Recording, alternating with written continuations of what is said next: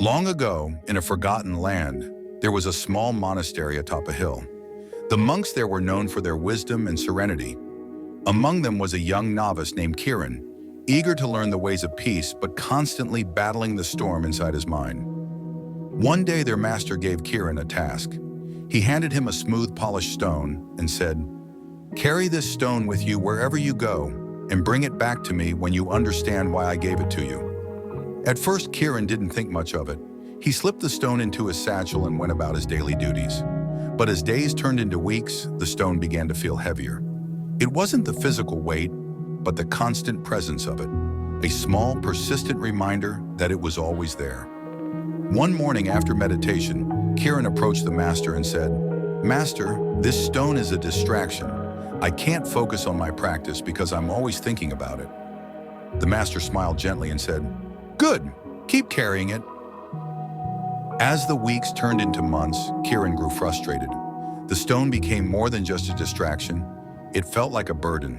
He tried to meditate, but his mind always wandered to the stone.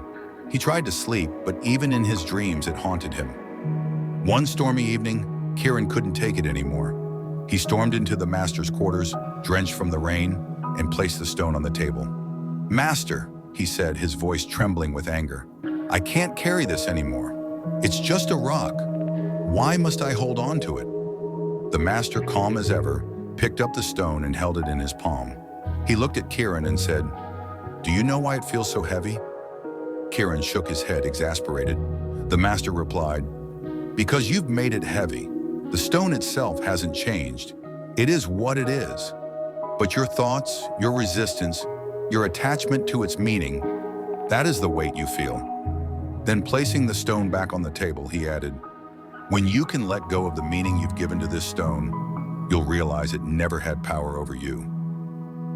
Kiran left the room that night, and something shifted within him.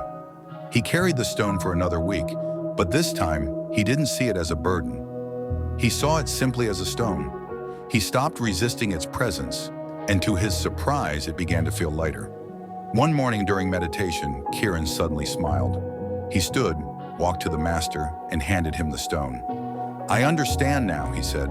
"The weight I felt wasn't in the stone, it was in my mind." The master nodded and said, "You're ready." Each of us carries our own stone. It might be regret from the past, fear of the future, or the expectations we place on ourselves and others. We hold on to these things so tightly, believing they define us. But what if you simply let go of the meaning you've assigned to them? You'll find that the stone isn't heavy at all. It never was. The weight comes from within.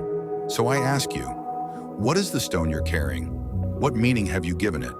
And what would happen if, just for today, you set it down? Now let's reflect on this together. How often do we, like the Kiran, hold on too tightly to things we believe define us? Maybe it's a job title, a relationship, or even an idea of who we think we should be. We clutch so tightly, afraid of losing control, that we forget the essence of what we're holding on to. Letting go doesn't mean giving up. It means recognizing that you are not your possessions, your titles, or even your past. It's about freeing yourself to allow life's light to shine in ways you may never have imagined. So I ask you, what are you clinging to? And what would happen if you too let it go? Stay happy and keep smiling.